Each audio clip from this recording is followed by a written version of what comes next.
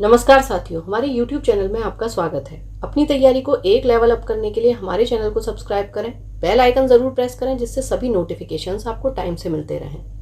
Lucent theory plus question answer series में जीव विज्ञान के अंतर्गत आज हम अध्ययन करेंगे आनुवंशिकी का। चलिए शुरू करते हैं। आनुवंशिकी वे लक्षण जो पीढ़ी दर पीढ़ी संचरित होते हैं आनुवंशिक लक्षण कहलाते हैं। आनुवंशिक लक्षणों को पीढ़ी दर पीढ़ी संचरण की विधियों और कारणों के अध्ययन को आनुवंशिकी यानी कि जेनेटिक्स कहते हैं। आनुवंशिकता के बारे में सर्वप्रथम जानकारी ऑस्ट्रिया निवासी ग्रेगर जॉन मेंडल 1822 से लेकर 84 इन्होंने दी थी। इसी कारण उन्हें आनुवंशिकता का पिता फादर ऑफ जेनेटिक्स कहा जाता है। आनुवंशिकता जेनेटिक्स शब्द विलियम वॉटसन ने दिया, जबकि जीन शब्द विलहेलम जॉनसन ने दिया था। आनुवंशिकी संबंधी प्रयोग के लिए मेंडल ने मटर के पौधे का चुनाव किया। मेंडल ने पहले एक जोड़ी फिर दो जोड़े विपरीत गुणों की वंशागति का अध्ययन किया, जिन्हें क्रमशः एक संक्रिय व द्विसंक्रिय क्रॉस कहते हैं। एक संक्रिय cross mono hybrid cross. Mendel ने एक संक्रिय क्रॉस के लिए लंबे एवं बौने पौधों के बीच क्रॉस कराया तो निम्न परिणाम प्राप्त हुए। लंबे पौधे को उन्होंने टी से डिनोट किया और छोटे जो बौना पौधा था उसको स्मॉल टी से डिनोट किया। ठीक है, अब इन्होंने इसमें कृत्रिम परागण कराया तो इसमें क्या प्राप्त हुआ कि टी और स्मॉल टी इनका युग्म जब बना तो सभी पौधे जो संकर थे वो लंबे थे F1 पीढ़ी में। फिर इनका 100 परागण हुआ। इसमें क्या हुआ 25% शुद्ध लंबे, फिर 50% संकर लंबे। शुद्ध लंबे का मतलब क्या है, जैसे ये लंबा पौधा था टी तो ये 25% आपको कैपिटल टी। ठीक है, संकर लंबे यानी कि स्मॉल टी और कैपिटल टी, इसमें 50% और शुद्ध जो बौना मिला वो 25%। ठीक है, तो ये थी F2 पीढ़ी।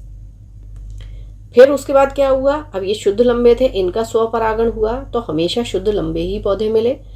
जो संकर लंबे थे उनका जब 100 परागण हुआ तो 75% जो थे वो लंबे मिले और 25% शुद्ध बौना मिला। फिर शुद्ध बौने का जब 100 परागण हुआ तो हमेशा शुद्ध बौने मिले। ये F3 पीढ़ी की बात थी। तो F2 पीढ़ी का पौधे का फिनोटाइप अनुपात 3:1 हुआ और जीनोटाइप अनुपात 1:2:1 प्राप्त हुए। ठीक है, अच्छा फिनोटाइप क्या होता है कि जीवधारी के जो लक्षण प्रत्यक्ष रूप से दिखाई देते हैं, ठीक है, उसे हम फिनोटाइप कहते हैं। और जीनोटाइप क्या हो गया, जीन से जीनोटाइप बना तो इसमें क्या होगा कि जो जीन का बना हुआ आनुवंशिक संगठन होता है उसको हम जीनोटाइप कहते हैं। नेक्स्ट है द्विसंक्रिय क्रॉस, डाइहाइब्रिड क्रॉस। मेंडल ने द्विसंक्रिय क्रॉस के लिए गोल तथा पीले बीज, तो गोल को RR से डिनोट किया और पीले येलो, हरे एवं झुर्रीदार बीज, तो इसमें स्मॉल r और स्मॉल y ले लिया, से उत्पन्न पौधों को क्रॉस कराया। इसमें गोल तथा पीला बीज जो है वो प्रभावी होते हैं। तो गोल तथा पीला यहाँ की है, जैसे कि हमने देखा था कैपिटल R और कैपिटल Y, झुर्रीदार और हरा स्मॉल r स्मॉल y। ठीक है, तो इसमें गैमीट हुआ हमारा R और Y कैपिटल और यहाँ पर हुआ स्मॉल r स्मॉल y। ठीक है, P1 पैतृक पौधा। अब यहाँ जब इनका संकर करवाया गया तो क्या मिला आपको, capital R small r capital Y small y, तो गोल तथा पीला संकर बीज F1 पीढ़ी में आपको प्राप्त हुआ। अब इनका 100 परागण होता है तब आपको क्या मिलता है RR YY और RR YY, यानी कि गोल पीला। तो ये आपका प्रभावी हो रहे हैं गोल और पीला। फिर से इनका क्रॉस कराया जाता है तब हमें क्या मिलता है, तो एक साइड हमने ले लिया नर युग्मक, एक साइड ले लिया मादा युग्मक। ठीक है, तो अब क्या हुआ, यहाँ पर है आपका R और Y, ठीक है, और यहाँ पर मादा युग्मक है, यहाँ पर ये RY हो गया। ठीक है, तो चारों ही हमने कॉम्बिनेशन ले लेंगे, capital R capital Y, capital R small y, small r capital Y, small r small y। जो हमारे पास चारों हमने लिए थे उन चारों का हम कॉम्बिनेशन ले लेते हैं दोनों साइड। ठीक है, तो अब जब हम दोनों साइड ये कॉम्बिनेशन लेंगे तो चारों नर युग्मक की अगर हम बात करें और ये चारों मादा युग्मक, इनके साथ जब क्रॉस कराया जाएगा तो हमें 16 रिजल्ट यहाँ मिलेंगे। तो कैसे, RY कैपिटल RY को आपने कैपिटल आर वाई के साथ जब कराया तो आपको मिला 2 कैपिटल आर और 2 वाई। तो यहाँ पर गोल और पीला जो था आपको शुद्ध मिला, क्योंकि जो हमारे पास सबसे पहले था वो गोल और शुद्ध थे, कैपिटल आर और कैपिटल वाई। उसके बाद जब आपने आर वाई कैपिटल वाले को कैपिटल आर और स्मॉल वाई से कराया तो आपको क्या मिला, कैपिटल आर कैपिटल वाई और स्मॉल वाई। ठीक है, अब इसमें गोल और पीला तो मिला लेकिन वो अशुद्ध मिला। उसके बाद आपको क्या होगा, फिर आप इससे कराएंगे तो आपको क्या मिला, capital R small R capital Y. तो फिर आपको गोल और पीला अशुद्ध मिलेगा। उसी तरीके से आपने यहाँ इसका जब करवाया तो capital R small R capital Y small Y, गोल और पीला, यहाँ पर भी आपको अशुद्ध मिला, यानी कि आपको केवल एक गोल और पीला मिला शुद्ध।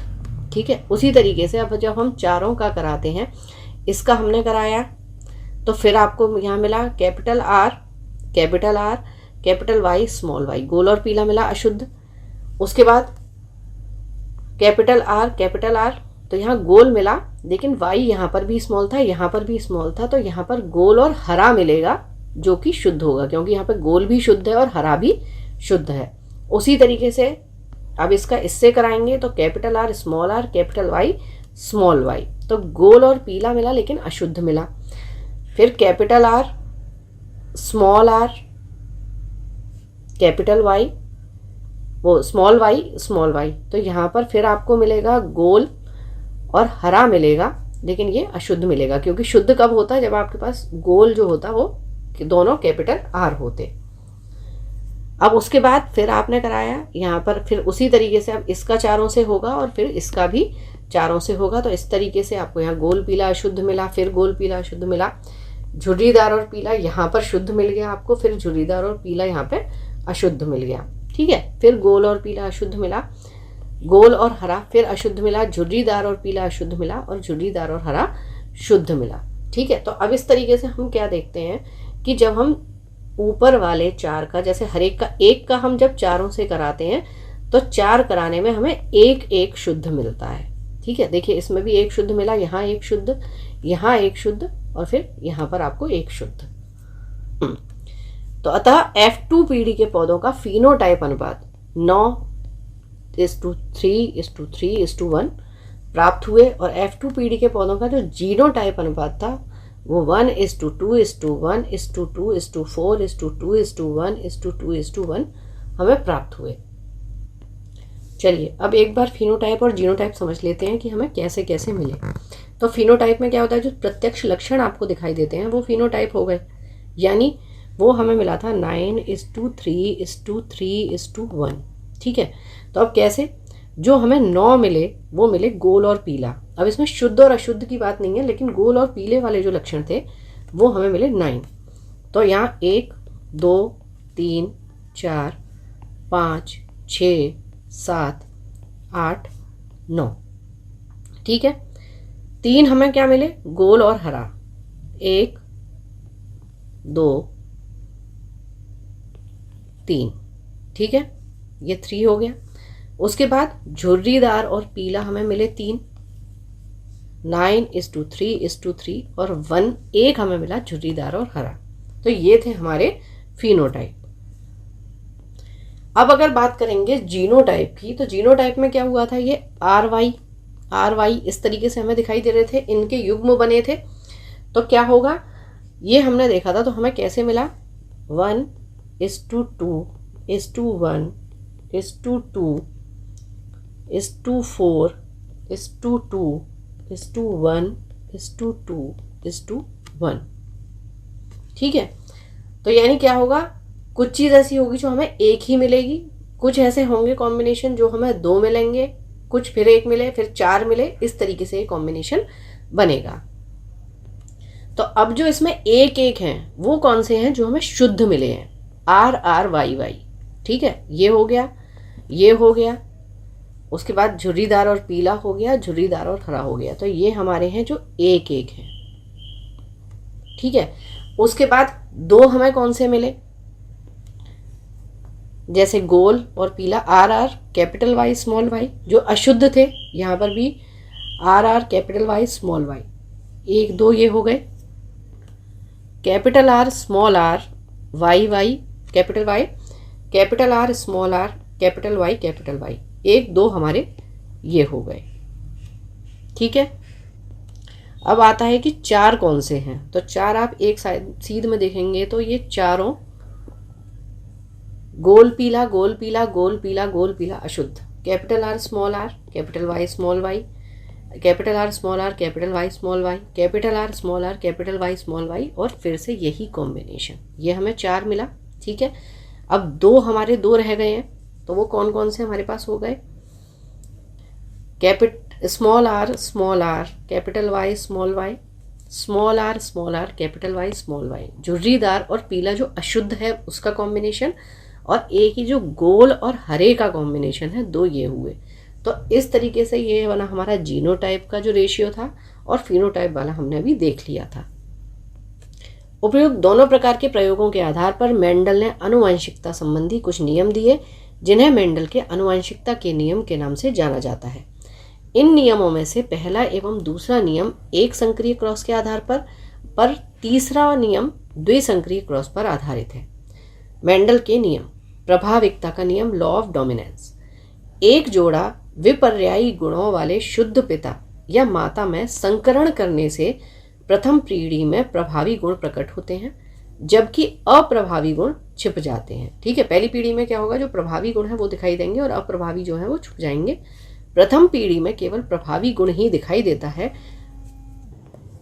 लेकिन अप्रभावी गुण उपस्थित अवश्य रहता है। यह गुण दूसरी पीढ़ी में प्रकट होता है। पृथक्करण का नियम, लॉ ऑफ सेग्रीगेशन। लक्षण कारकों यानी कि जीनों के जोड़ों के दोनों कारक युग्म बनाते समय पृथक हो जाते हैं और इनमें से केवल एक कारक ही किसी एक युग्मक में पहुंचता है। इस नियम को युग्मकों की शुद्धता का नियम भी कहते हैं। स्वतंत्र अपव्यूहन का नियम, लॉ ऑफ इंडिपेंडेंट असॉर्टमेंट। जब 2 जोड़ी विपरीत लक्षणों वाले पौधों के बीच संकरण कराया जाता है तो दोनों लक्षणों का पृथक्करण स्वतंत्र रूप से होता है। एक लक्षण की वंशानुगति दूसरे को प्रभावित नहीं करती है। डब्ल्यू वॉटसन ने 1905 में सर्वप्रथम जेनेटिक्स नाम का उपयोग किया।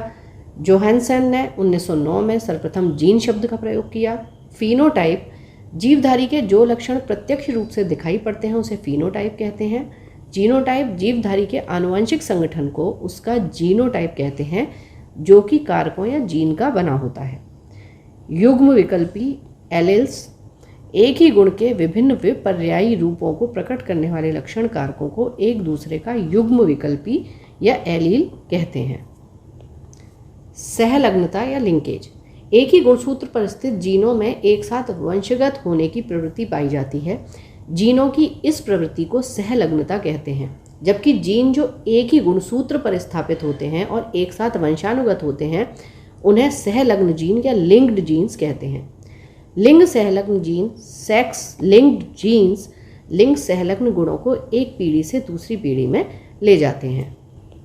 वास्तव में एक्स गुणसूत्र पर स्थित जीन ही लिंग सहलग्न जीन कहे जाते हैं, क्योंकि इसका प्रभाव नर तथा मादा दोनों पर पड़ता है। लिंग सहलग्नता की सर्वप्रथम विस्तृत व्याख्या मॉर्गन 1910 ने की थी। मनुष्यों में कई लिंग सहलग्न गुण जैसे रंग वर्णांधता, गंजापन, हीमोफीलिया, मायोपिया, हाइपरट्राइकोसिस इत्यादि पाए जाते हैं। लिंग सहलग्न गुण स्त्रियों की अपेक्षा पुरुषों में ज़्यादा प्रकट होते हैं। मानव आनुवंशिकी यानी ह्यूमन जेनेटिक, गुणसूत्र का नामकरण डब्ल्यू वॉल्टेयर ने 1888 में किया था। गुणसूत्रों में पाए जाने वाले आनुवंशिक पदार्थ को जीनोम कहते हैं। जीन इन्हीं गुणसूत्रों पर पाया जाता है। गुणसूत्रों के बाहर जीन यदि कोशिका द्रव्य के कोशिकांगों में होती है तो उन्हें प्लाज्मा जीन कहते हैं। 1956 में एस बेंजर द्वारा जीन की आधुनिक विचारधारा दी गई। इनके अनुसार जीन के कार्य की इकाई सिस्ट्रॉन, उत्परिवर्तन की इकाई म्यूटॉन तथा पुनः संयोजन की इकाई को रेकॉन कहा गया। मानव में 20 आवश्यक एमिनो एसिड पाए जाते हैं। आर्थर कॉर्नबर्ग ने 1962 में डीएनए पॉलीमरेज नामक एंजाइम की खोज की, जिसकी सहायता से डीएनए का संश्लेषण होता है। मनुष्य में लिंग निर्धारण, मनुष्य में गुणसूत्रों की संख्या 46 होती है, या जोड़ी में कहें तो कितने होंगे ये आप मुझे कमेंट बॉक्स में बताएंगे। प्रत्येक संतान को समजात गुणसूत्रों की प्रत्येक जोड़ी का एक गुणसूत्र अंडाणु के द्वारा माता से तथा दूसरा शुक्राणु के द्वारा पिता से प्राप्त होता है। शुक्र जनन स्पर्मेटोजेनेसिस में अर्धसूत्री विभाजन द्वारा 2 प्रकार के शुक्राणु बनते हैं। आधे वे जिनमें 23वीं जोड़ी का X गुणसूत्र आता है अर्थात 22 + X, और आधे वे जिनमें 23वीं जोड़ी में Y गुणसूत्र आता है यानी कि 22 + Y। नारियों में एक समान प्रकार का गुणसूत्र अर्थात 22 + X तथा 22 + X वाले अंडाणु पाए जाते हैं।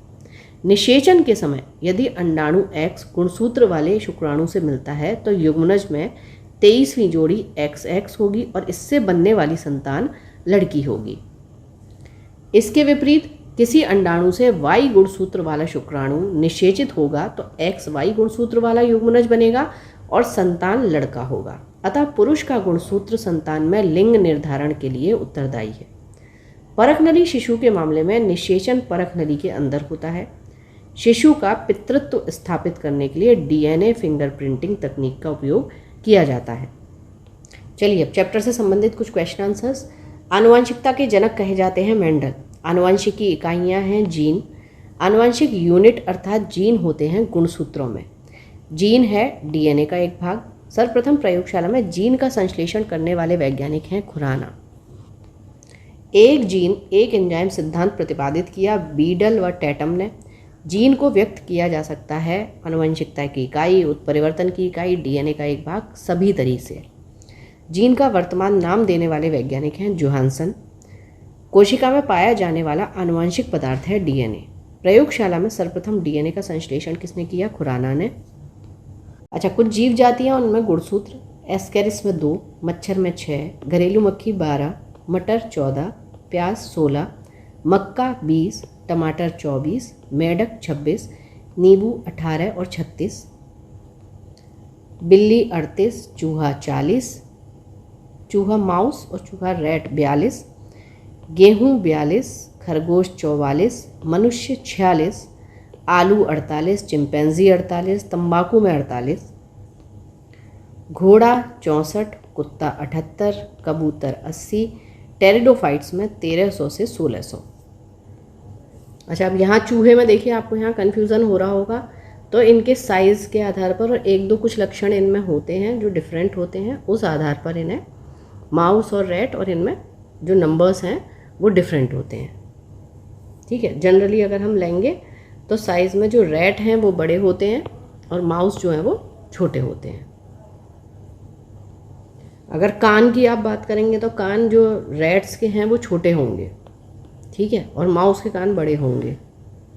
ठीक है, तो इसी तरीके से कुछ बिहेवियर में और कुछ इस तरीके से इनमें फ़र्क होता है। चलिए अब चैप्टर से संबंधित कुछ क्वेश्चन आंसर्स। आनुवंशिकता के जनक कहे जाते हैं मेंडल। आनुवंशिकी इकाइयाँ हैं जीन। आनुवंशिक यूनिट अर्थात जीन होते हैं गुणसूत्रों में। जीन है DNA का एक भाग। सर्वप्रथम प्रयोगशाला में जीन का संश्लेषण करने वाले वैज्ञानिक खुराना। एक जीन एक एंजाइम सिद्धांत प्रतिपादित किया था बीडल व टैटम ने। जीन को व्यक्त किया जा सकता है आनुवंशिकता की इकाई, उत्परिवर्तन की इकाई, DNA का एक भाग, सभी तरह से। जीन का वर्तमान नाम देने वाले वैज्ञानिक जोहानसन। कोशिका में पाया जाने वाला आनुवंशिक पदार्थ DNA। प्रयोगशाला में सर्वप्रथम DNA का संश्लेषण किया खुराना ने। DNA का डबल हेलिक्स मॉडल किसने दिया? वॉटसन एवं क्रिक ने। माता पिता के गुण उनकी संतानों में किसके द्वारा स्थानांतरित होते हैं? गुणसूत्र द्वारा। किस कारण एक माता पिता की सभी संतानें एक समान नहीं होती? तो आनुवंशिक विभिन्नता और वातावरण की विभिन्नता। मनुष्य में द्विगुणित क्रोमोसोम की संख्या होती है 23। पुरुष में पुरुषत्व के लिए कौन सा गुणसूत्री संयोजन उत्तरदायी है? XY। एक सामान्य मानव शरीर कोशिका में गुणसूत्रों की संख्या 46। मनुष्य में नर का गुणसूत्र सम्मिश्रण होता है X और Y का। नवजात शिशु के लिंग का निर्धारण किससे वंशागत होते हुए गुणसूत्र द्वारा किया जा सकता है? पिता से। एक सामान्य मानव शुक्राणु में ऑटोसोम की संख्या कितनी होती है? 22 जोड़ी। मनुष्य में कौन से क्रोमोसोम के मिलने से बालक का जन्म होगा? पुरुष का Y व स्त्री का X। निम्नलिखित में से कौन एक लिंग सहलग्न रोग है? वर्णांधता, कलर ब्लाइंडनेस। ये बहुत क्वेश्चन पूछा जाता है। एक होता है रतौंधी, जिसको हम बोलते हैं नाइट ब्लाइंडनेस।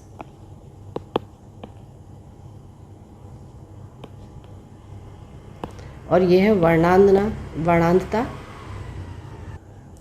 यानी कि कलर ब्लाइंडनेस। और इसमें बहुत कन्फ्यूज़न होता है। तो जो वर्णांधता है ये आपका एक हेरिडिटी से होता है, ठीक है। और जो रतौंधी है ये विटामिन ए की कमी से होता है, इसको आपको ध्यान रखना है। लाल हरी वर्णांधता होने का कारण एक्स गुणसूत्रों की वंशागति। हीमोफीलिया में रक्त का थक्का नहीं बनता है। मनुष्य में लाल हरी वर्णांधता को जाना जाता है प्रोटोनोपिया के रूप में और ड्यूटेरानोपिया के रूप में, दोनों रूपों में। एक वर्णांध पुरुष का विवाह दूसरे वर्णांध पुरुष के सामान्य पुत्री से हुआ हो तो संतानों में क्या होगा, आधे पुत्र वर्णांध होंगे। एक वर्णांध पुरुष व सामान्य महिला की संतानों में पुत्रों के वर्णांध होने की संभावना कितनी है, 0%। शिशु का पितृत्व स्थापित करने के लिए निम्नलिखित में से किस एक तकनीक का प्रयोग किया जाता है, DNA फिंगरप्रिंटिंग। जीन शब्द किसने बनाया है, WL जॉनसन। यहाँ आपका ये चैप्टर कंप्लीट होता है। पढ़ते रहिए, बढ़ते रहिए, रिवीजन ज़रूर करते रहिए। Thank you for watching, keep learning, stay with me.